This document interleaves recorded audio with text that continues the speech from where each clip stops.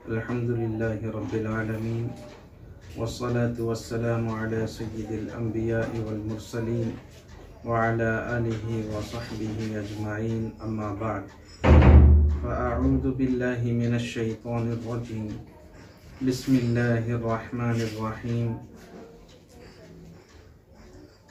मेरे मोहतरम बुज़ुर्गों और दोस्तों, अल्लाह रब्बुल इज़्ज़त का बड़ा एहसान है, करम है कि अल्लाह तबारक व तआला ने हमको रमज़ान का मुबारक महीना अता फ़रमाया और इस मुबारक महीने में हम सबको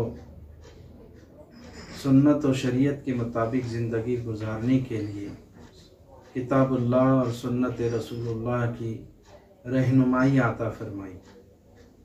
आज हम जिस मकसद से आप हज़रात के सामने हाज़िर हुए हैं वो ये है कि कुछ मसाइल ऐसे हैं जो रोज़ाना हर किसी न किसी के साथ पेश आते हैं। उन मसाइल का जवाब, उन सवालों का जवाब आप हज़रात की खिदमत में पेश करूँगा। सबसे पहला सवाल तो ये है कि रोज़ा किस पर फ़र्ज़ है। तो रोज़ा फ़र्ज़ होने के लिए ज़रूरी है कि रोज़ा रखने वाला आक़िल हो, मुसलमान हो और गैर माज़ूर शख्स हो, जिसको कोई उज़्र ना हो, बीमारी ना हो, हालत सफ़र में ना हो और कोई उज़्र ऐसा लाहिक ना हो कि जो रोज़े से माने हो। तो इन हज़रात के लिए रोज़ा रखना ज़रूरी है, इन हज़रात पर रोज़ा रखना फ़र्ज़ है। दूसरा मसला जो बहुत ज़्यादा पेश आता है वो मस्तूरात से मुताल्लिक़ है कि अब मेरे पीरियड शुरू हो चुके हैं, हैज़ और निफास के मामलात हैं, उनमें रोज़ा रखने का क्या हुक्म है।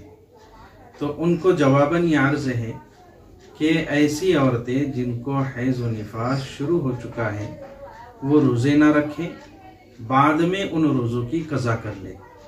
एक और मसला जो कसरत से पेश आता है कि लोग रात में देर से सोते हैं, जिसकी वजह से सहरी करने में उनको दुश्वारी पेश आती है, सहरी में उठने में दुश्वारी पेश आती है, जिसकी वजह से बहुत से हज़रात बग़ैर सहरी के रोज़ा रख लेते हैं।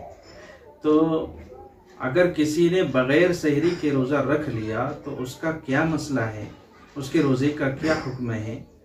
तो उसका जवाब ये है कि सहरी करना सुन्नत है और बग़ैर सहरी के रोज़ा रख लेने से रोज़ा तो दुरुस्त हो जाएगा, रोज़ा उसका पूरा हो जाएगा, लेकिन सहरी करने की बरकत से वो महरूम रहेगा।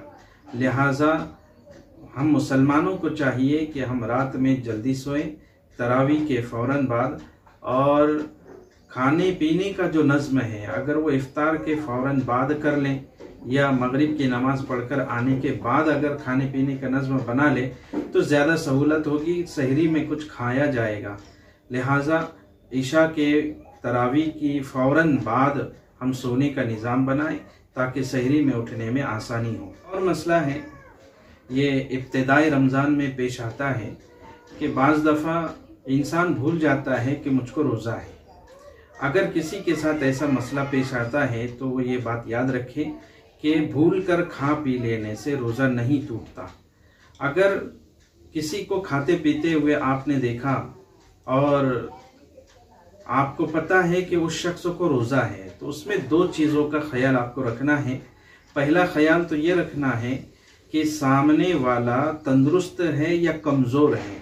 अगर तंदुरुस्त है तो उसको फ़ौरन उसके रोज़े की याद दहानी कराई जाए, और अगर कमज़ोर है तो उसको कुछ खा लेने दिया जाए, उसके बाद उसको जो है याद दिलाया जाए ताकि रोज़े की याद आते ही वो जो है खाने पीने से रुक जाए और उन लोगों का रोज़ा भी मुकम्मल हो जाएगा। भूल कर खा पी लेने से रोज़ा नहीं टूटता। एक और मसला है, जैसे कि वबाई बीमारियां होती हैं और आए दिन ऐसे मसाइल पेश आते हैं कि किसी को सर्दी ज़ुकाम बुखार हो जाता है तो दवाखाना जाने के बाद रोज़े की हालत में इंजेक्शन लेने की ज़रूरत पेश आती है, सलाइन लगाने की ज़रूरत पेश आती है, या कभी इंसान मिसवाक करता है, सुरमा लगाता है, खुशबू लगाता है। तो इन हालत में रोज़े का क्या हुक्म होगा। तो जवाबन ये अर्ज है कि अगर किसी ने सुरमा लगाया या आँख के अंदर कोई दवा डाली, इंजेक्शन लगाया, खुशबू लगाई, सलाइन लगवाई या खून टेस्ट करवाया, इन तमाम चीज़ों से रोज़ा नहीं टूटता है। इसी तरह खून डोनेट करने से भी रोज़ा नहीं टूटता है, इसका ख्याल रखें। इसी तरह एक और मसला है कि कान में दवा डालने से या पानी डालने से रोज़ा टूटता है या नहीं टूटता है। तो जवाबन ये अर्ज़ है कि अगर कान में पानी अपने आप चला जाए, आपने दाखिल नहीं किया बल्कि खुद ब खुद चला गया, तो रोज़ा नहीं टूटेगा। और अगर आपने कान में दवा डाली या पानी दाखिल किया तो उससे रोज़ा टूट जाएगा। एक और मसला है कि उल्टी होने से रोज़ा टूटता है या नहीं टूटता है। तो जवाबन ये अर्ज़ है कि खुद ब खुद अगर क़य हो जाती है, खुद ब खुद अगर क़य हो जाती है तो उससे रोज़ा नहीं टूटता। किसी ने हलक में उंगली डाल करके अगर क़य की है, जानबूझकर क़य की है, तो उससे रोज़ा टूट जाएगा। एक और मसला है कि हालत जनाबत में, नापाकी की हालत में सहरी अगर किसी ने कर ली, फिर सुबह सादिक के बाद यानी फजर की नमाज से पहले सहरी का वक्त ख़त्म होने के बाद अगर किसी ने गुस्ल किया तो उसकी सहरी का क्या हुक्म होगा।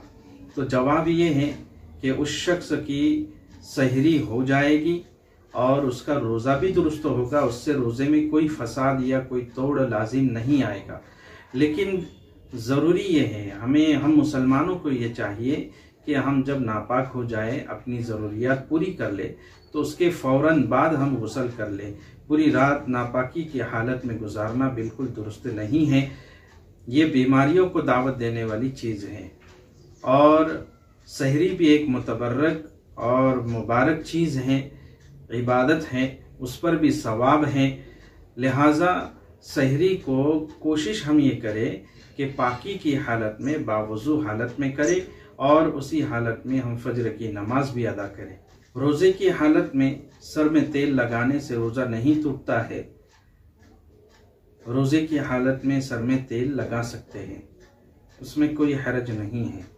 इसी तरह रोज़े की हालत में अगर किसी ने इनहेलर यानी जिनको दमे की बीमारी होती है, वो एक मशीन अपने मुंह के अंदर डाल करके उसको दबाते हैं, जिससे उसके अंदर के ज़र्रात और कुछ कतरे जो है उनके हलक के रास्ते से उनके सीने में पहुंचते हैं, जिससे उनके सांस लेने की तकलीफ़ ख़त्म हो जाती है।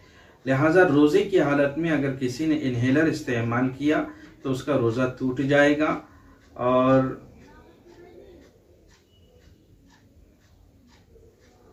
उसको उस रोज़े की कज़ा करनी होगी। अगर किसी ने रोज़े की हालत में कान या नाक में दवा डाली तो रोज़ा टूट जाएगा और उस रोज़े की कज़ा लाजिम होगी। रोज़े की हालत में सिगरेट पीने का क्या हुक्म है? रोज़े की हालत में हुक्का हो, सिगरेट हो या बीड़ी हो, इन तमाम चीज़ों से रोज़ा टूट जाता है और उसकी कज़ा करना, उस रोज़े की कज़ा करना ज़रूरी होगी, लाजिम होगी, उस पर कफ़ारा नहीं होगा। बाज़ दफ़ा ऐसा होता है कि इंसान अचानक बीमार पड़ जाता है और इतना बीमार हो जाता है कि डॉक्टर कहता है कि इसको दवा पिलानी पड़ेगी या गोली खिलानी पड़ेगी, वैसे ये ठीक नहीं हो सकता। तो ऐसी हालत में रोज़ा जो है तोड़ा जा सकता है। बीमारी के बढ़ने के अंदेशे से गोली वगैरह खाने की इजाज़त होगी, रोज़ा तोड़ना पड़ेगा और उस तोड़े हुए रोज़े की कज़ा करना उस पर लाजिम और ज़रूरी होगी, उस पर कोई कफ़ारा नहीं होगा। कुछ काम ऐसे हैं जो रोज़े की हालत में करने से रोज़े को मकरूह बना देते हैं, जिनमें से पहली चीज़ है कि इंसान अपने मुंह के अंदर थूक को जमा करे और फिर उस थूक को निगल ले, या ज़बरदस्ती किसी चीज़ को अपने मुंह के अंदर रख करके चबाना या किसी चीज़ को चखना या चबाना, टूथपेस्ट या मंजन करना रोज़े की हालत में मकरूह है, क्योंकि इसका हलक में पहुंचने का बहुत ज़्यादा इम्कान होता है। इसी तरह बीवी से दिल लगी करना जिससे जिमा का ख़तरा हो, और रोज़े की हालत में ऐसे काम करना जो आपको कमज़ोर कर दे, ये भी मकरूह है। इसी तरह रोज़े की हालत में गुनाह के काम करना भी मकरूह है। कुल्ली करने में मुबालगा करना, गरारा करना, जिससे हलक में अगर पानी चला जाए तो रोज़ा तो टूट जाएगा, लेकिन कुल्ली करने में मुबालगा करना ये भी रोज़े में मकरूह है। इसी तरह मशकूक वक्त में सहरी करना ये भी मकरूह है। इसी तरह बीवी का शौहर की इजाज़त के बगैर नफली रोज़ा रखना भी मकरूह है।